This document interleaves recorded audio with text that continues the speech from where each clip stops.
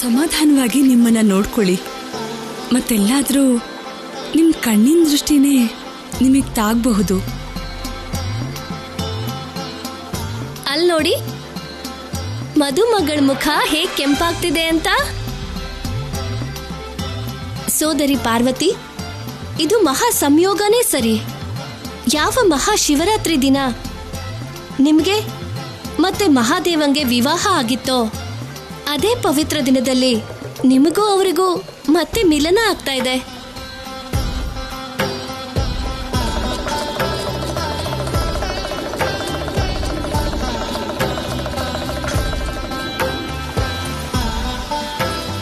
ಕೇವಲ ನನಗಷ್ಟೇ ಅಲ್ಲ, ನಿಮ್ಮ ಪತಿಯರೊಂದಿಗೆ ನಿಮ್ಮಿಬ್ಬರ ಮಿಲನ ಕೂಡ ಆಗುತ್ತೆ.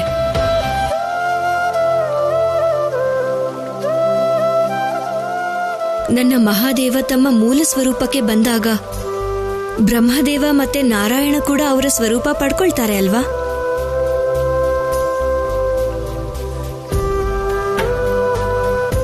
ಆಗ ನಮ್ಮ ಮೂರು ತ್ರಿದೇವಿಯರ ಮಿಲನ ಆಗುತ್ತೆ, ನಮ್ಮ ಪ್ರಿಯರ ಜೊತೆಗೆ. ಕೊನೆಗೂ ಇವತ್ತು ನಾವು ಪರಿಪೂರ್ಣ ಆಗೋ ಸಮಯ ಬಂದೇ ಬಿಡ್ತು. ಹೌದು, ಇವತ್ತು ಎಷ್ಟೋ ಕಾಲ ಆದ್ಮೇಲೆ ಎಲ್ಲ ಸರಿ ಹೋಗ್ತಾ ಇದೆ. ಬ್ರಹ್ಮಲೋಕ, ವೈಕುಂಠ ಲೋಕ ಮತ್ತೆ ಕೈಲಾಸ, ಮೂರೂ ಲೋಕದ ಬೆಳಕು ಮತ್ತೆ ಕಾಂತಿ ಮತ್ತೆ ನಮಗೆ ಸಿಗ್ತಾ ಇದೆ.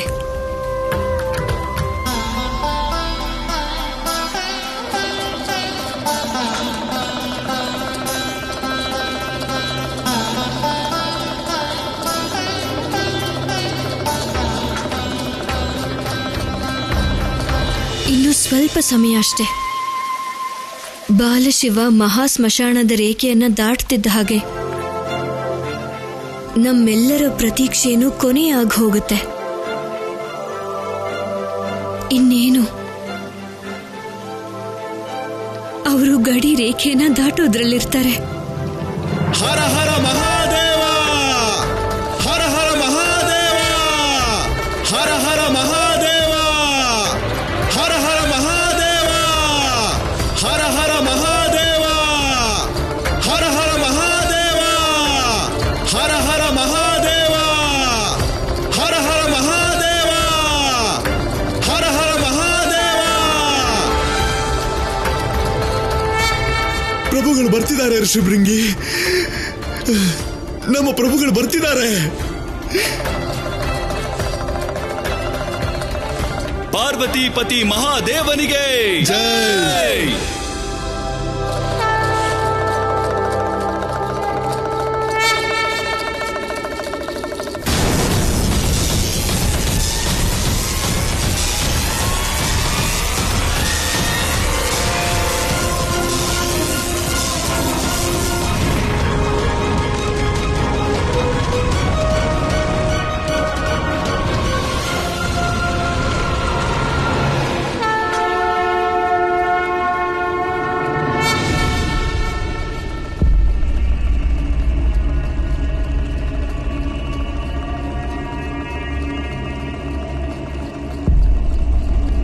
ಪ್ರಭು,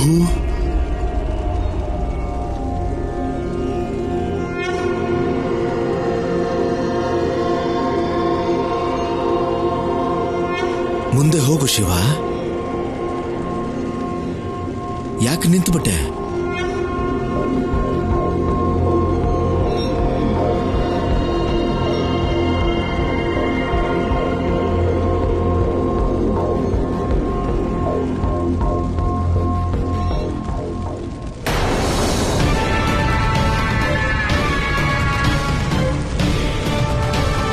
ಈ ಅಗ್ನಿಯಲ್ಲಿ ನಾನಿನ್ನ ಸುಡ್ತೀನಿ. ಇದೇ ಅಗ್ನಿಯಿಂದ ಆ ಬಾಲಶಿವನ ಸುಟ್ಟು ಹೋಗ್ತಾನೆ. ಅದಾದ್ಮೇಲೆ ಇಲ್ಲಿಗೆ ಓಡೋಡಿ ಬರ್ತಾನೆ, ನಾನ್ ಹಾಕಿರೋ ಬಲೆಗೆ ಬೀಳೋದಕ್ಕೆ.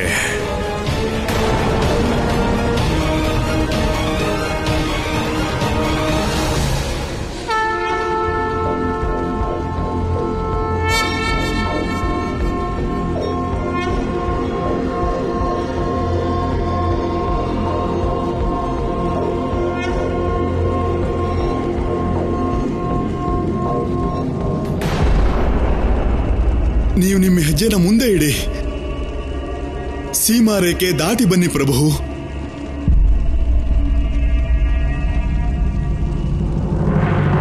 ಹರ ಹರ ಮಹಾದೇವ, ಹರ ಹರ ಮಹಾದೇವ, ಹರ ಹರ ಮಹಾದೇವ. ಬಾಲಶಿವ ಮತ್ತೆ ಮಹಾದೇವನ್ನ ಒಂದು ಮಾಡಿ ಪ್ರಭು. ಹರ ಹರ ಮಹಾದೇವ, ಹರ ಹರ ಮಹಾದೇವ. ಈ ಜಗತ್ತಿಗೆ ನಿಮ್ಮ ಸ್ವರೂಪನ ತೋರಿಸಿ ಪ್ರಭು. ಅನಾದಿ ಅನಂತ ಶಾಶ್ವತ ದೇವಾದಿದೇವ ಮಹಾದೇವ, ರೇಖೆನ ದಾಟಿ ಬನ್ನಿ ಪ್ರಭು.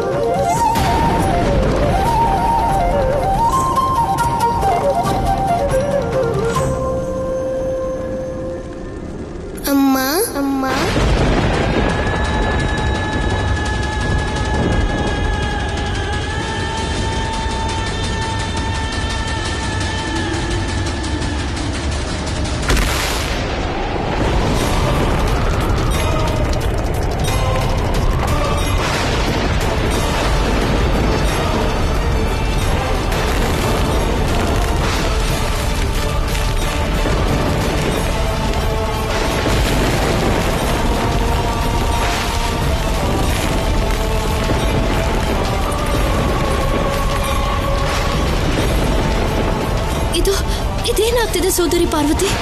ಇದು ಕೋಪದ ಪ್ರಭಾವ. ಬಾಲಶಿವ ತಮ್ಮ ವಾಸ್ತವ ರೂಪಕ್ಕೆ ಬರೋ ಮೊದಲೇ ಯಾಕೆ ಕೋಪಿಸ್ಕೊತಿದ್ದಾರೆ? ಅವ್ರ ಕೋಪ ಪ್ರಳಯ ತರಿಸೋ ತಾಂಡವವಾಗಿ ಬದಲಾಗೋಕ್ಕಿಂತ ಮುಂಚೆ ನಾನು ಅವ್ರ ಹತ್ರ ಹೋಗ್ಬೇಕಾಗತ್ತೆ. ನಾನು ಅವ್ರ ಹತ್ರ ಹೋಗ್ಬೇಕು.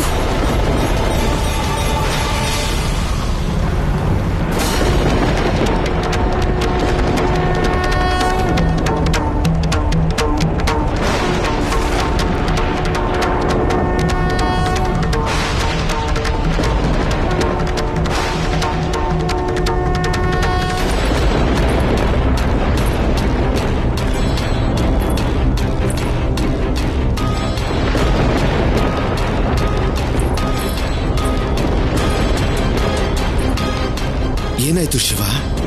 ಇದ್ದಕ್ಕಿದ್ದ ಹಾಗೆ ಸೀಮಾ ರೇಖೆ ಹತ್ರ ಯಾಕೆ ನಿಂತುಬಿಟ್ಟೆ?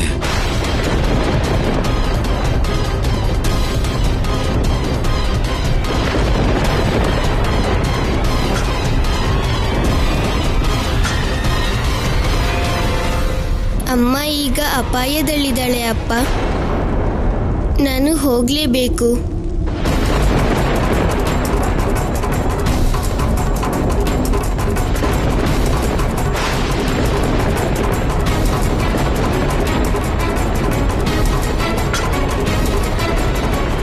ಗೆಳೆಯ, ನನಗೆ ನಿನ್ನಿಂದ ಒಂದು ಸಹಾಯ ಆಗಬೇಕು. ನನ್ನನ್ನು ಈಗಲೇ ನನ್ನ ಅಮ್ಮನ ಹತ್ರ ಕರ್ಕೊಂಡು ಹೋಗು.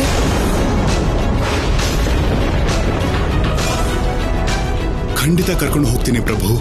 ಹಾಗಾದ್ರೆ ತಡ ಮಾಡದೆ ನನ್ನ ಜೊತೆ ಬಾ. ಪ್ರಭು, ಒಂದು ಸಲ ಮಹಾಸ್ಮಶಾನದ ಈ ಸೀಮಾ ರೇಖೆನ ದಾಟಿ ಬನ್ನಿ ಪ್ರಭು. ಆಮೇಲೆ ನಾವೆಲ್ಲ ನಿಮ್ ಜೊತೆ ಬರ್ತೀವಿ ಪ್ರಭು.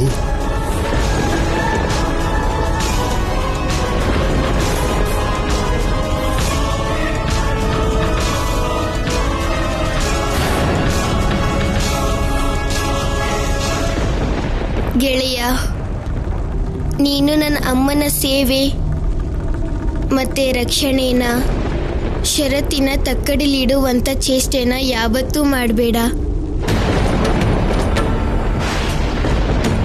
ಹೋಗೋಕಿಷ್ಟ ಇದ್ರೆ ಮಾತ್ರ ನೀವು ಬರ್ಬೋದು.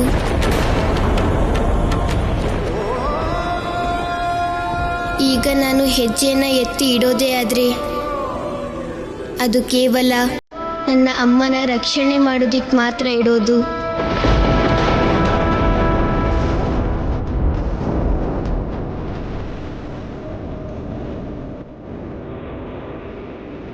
ಅಮ್ಮನ ಹತ್ರ ನಾನು ಒಬ್ಬನೇ ಹೋಗ್ತೀನಿ.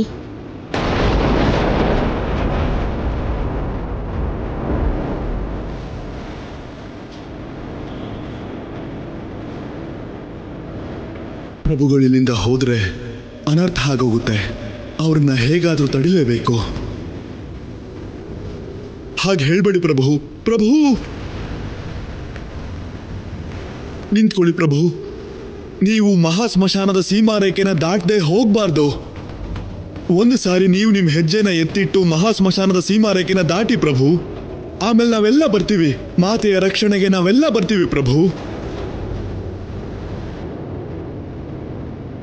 ನೀನು ನನ್ನ ಗೆಳೆಯ ಆಗಿದ್ರಿಂದ ನಾನು ನಿನಗೆ ಪ್ರೀತಿಯಿಂದ ಹೇಳ್ತಾ ಇದ್ದೀನಿ. ನನ್ನನ್ನು ತಡಿದೆ ಹೋಗೋದಿಕ್ ಬಿಡಿ. ನನಗೆ ಈಗ ದಾರಿ ಬಿಡಿ. ನನ್ನಮ್ಮ ಅಪಾಯದಲ್ಲಿದ್ದಾಳೆ. ಇಲ್ಲ ಪ್ರಭು, ನಾನ್ ನಿಮ್ ದಾರಿಯಿಂದ ದೂರ ಹೋಗೋದಿಲ್ಲ ಪ್ರಭು. ಒಂದು ಸಾರಿ ಪ್ರಭು, ಒಂದು ಸಾರಿ ಮಹಾ ಸ್ಮಶಾನದ ಸೀಮಾರೇಖೆನ ದಾಟಿ ಬನ್ನಿ ಪ್ರಭು. ಆಮೇಲೆ ನಾವೆಲ್ಲ ಹೋಗೋಣ ಪ್ರಭು. ದಾರಿ ಬಿಡು, ದಾರಿ ಬಿಡು.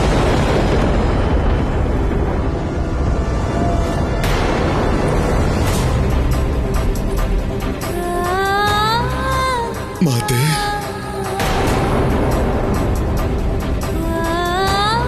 ಈ ಕೂಡ್ಲೆ ಅವ್ರಿಗೆ ದಾರಿ ಬಿಡು. ಹಾಗೆ ಅವ್ರ ಜೊತೆನಲ್ಲೇ ಹೋಗು. ಆದರೆ ಮಾತೆ, ವಾದ ಮಾಡಬೇಡ ನಂದಿ. ಹೋಗು, ಇದು ನನ್ನ ಆದೇಶ.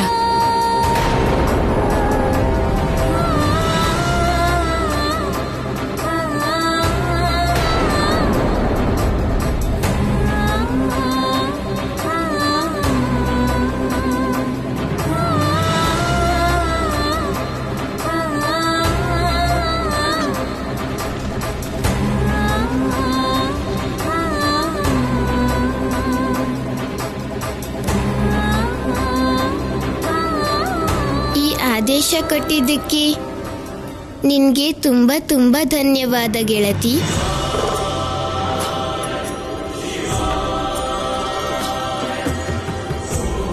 ನಿನ್ನಂಥ ಸಂವೇದನಾಶೀಲ ಗೆಳತಿನ ಪಡೆದು ನಾನು ಧನ್ಯನಾದೆ ಗೆಳತಿ.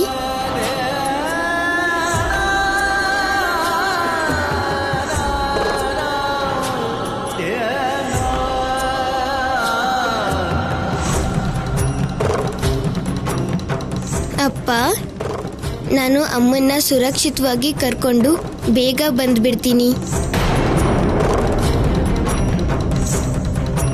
ನನಗೆ ಆಶೀರ್ವಾದ ಮಾಡಿ.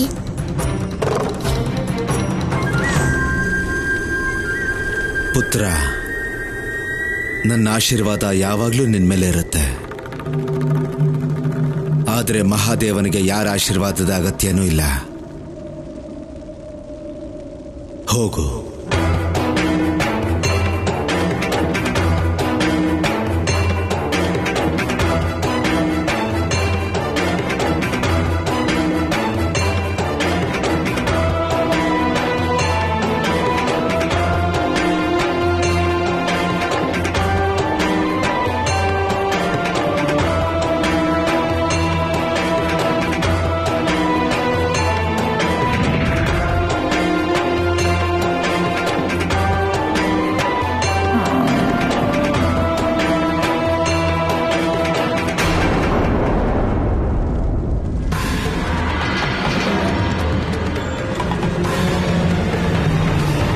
ಸತಿ ಅನಸೂಯ, ಈಗಾಗ್ಲೇ ನೀನು ಬೆಂಕಿಲಿ ಉರಿತಿರೋ ಅನುಭವ ನಿನ್ನ ಮಗ ಬಾಲಶಿವನ್ಗೆ ಆಗಿರ್ಲೇಬೇಕು.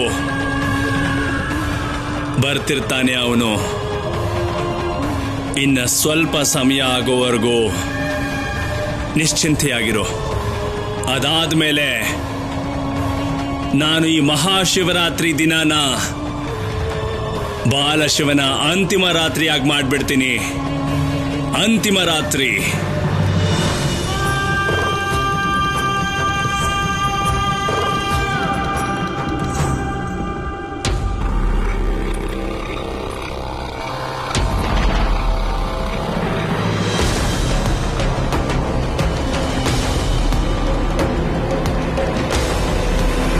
ನೀವೆಲ್ಲ ಕಾಯೋದು ಬೇಡ ಅನ್ಸುತ್ತೆ. ನೀವು ಹೊರಡಿ. ನಮ್ಮನ್ನೆಲ್ಲ ಹೊರಡೋಕೆ ಯಾಕೆ ಹೇಳ್ತಿದ್ದೀರಾ ಮತ್ತೆ?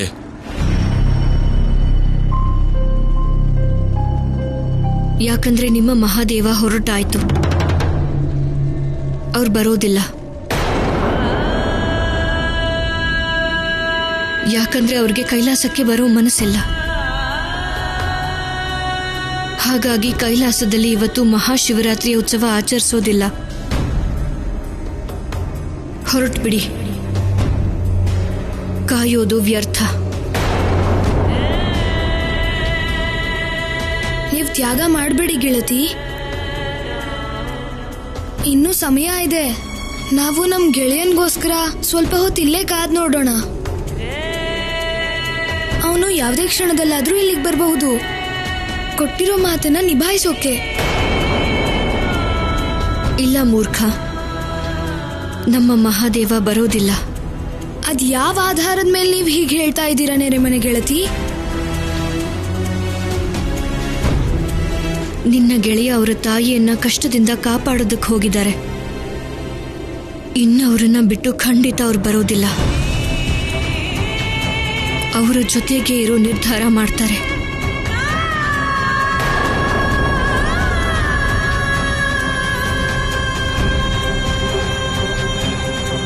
ಹಾಗಾಗಿ ನಿಮ್ಮನ್ನೆಲ್ಲ ಬೇಡ್ಕೊಳ್ತಾ ಇದ್ದೀನಿ.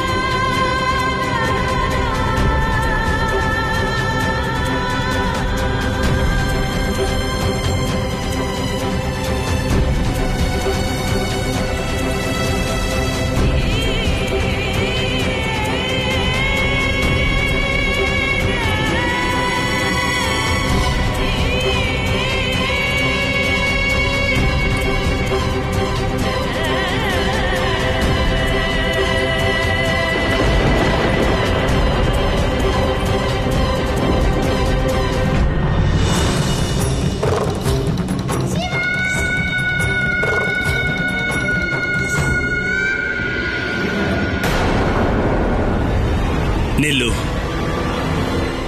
ಸ್ವಲ್ಪ ಬೆಂಕಿ ಹೆಚ್ಚಿಸ್ತೀನಿ.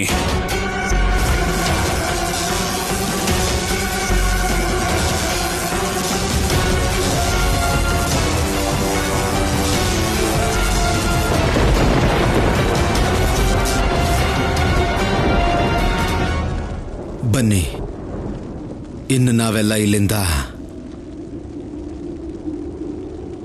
ಹಿಂತಿರುಗಿ ಹೋಗೋಣ. ಯಾಕಪ್ಪ? ನಾವ್ ಯಾಕೆ ಹಿಂತಿರುಗಿ ಹೋಗ್ತಿದೀವಿ? ಯಾಕಂದ್ರೆ ಮಹಾದೇವ ಹೋಗಾಯ್ತು. ಇನ್ನು ಕೈಲಾಸದಲ್ಲಿ ಮಹಾಶಿವರಾತ್ರಿಯ ಸಂಭ್ರಮ ಇರೋದಿಲ್ಲ. ನಾವಿಲ್ಲೇ ಅವನಿಗೋಸ್ಕರ ಕಾಯೋಣ. ನನ್ ಗೆಳೆಯ ಶಿವ ಅಮ್ಮನ್ ರಕ್ಷಣೆ ಮಾಡೋಕ್ ಹೋಗಿದ್ದಾನೆ. ಅವನಿಲ್ಲಿ ಖಂಡಿತವಾಗ್ಲೂ ಬರ್ತಾನೆ. ಇನ್ನು ಶಿವ ಬರೋದಿಲ್ಲ ಮೂರ್ಖ. ಕೇಳಿಲ್ವ ನೀನು ಮಾತೆ ಪಾರ್ವತಿ ಹೇಳಿದ ಮಾತನ್ನ? ಆದ್ರೆ ನನ್ ಗೆಳೆಯ ಮಾತ್ ಕೊಟ್ಟಿದ್ದಾನೆ. ನಾವಿಲ್ಲಿಂದ ಹೋದ್ಮೇಲೆ ಅವನೇನಾದ್ರೂ ಇಲ್ಲಿಗೆ ಬಂದ್ರೆ? ಮೂರ್ಖ ಹೇಳಿದ್ ನಿಜಾನೇ ಅಪ್ಪ. ನಾವೆಲ್ಲ ಇಲ್ಲೇ ಇದ್ದು ಶಿವ ಬರೋವರೆಗೂ ಕಾಯ್ತಾ ಇರ್ಬೇಕು.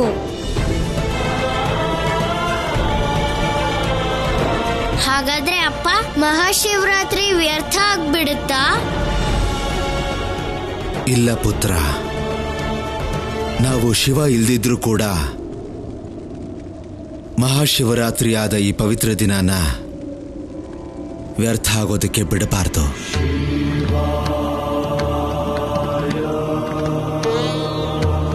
ನಾವಿಲ್ಲೇ ಶಿವನ ನೆನಪಲ್ಲಿ ಶಿವನಿಗೆ ರುದ್ರಾಭಿಷೇಕ ಮಾಡೋಣ. ಆಗಲೇ ಇಲ್ಲಿ ಬಂದಿರೋ ಜನರಿಗೂ ಕೂಡ ಈ ಮಹಾರಾತ್ರಿ ಭಕ್ತಿಮಯ ಆಗ್ಬಿಡುತ್ತೆ. ಇದೇ ಸರಿಯಾದ ನಿರ್ಧಾರ. ಗೆಳೆಯ ಶಿವನ್ಗೋಸ್ಕರ ಕಾಯಲೂಬಹುದು, ಮತ್ತೆ ಮಹಾದೇವನ ರುದ್ರಾಭಿಷೇಕ ಕೂಡ.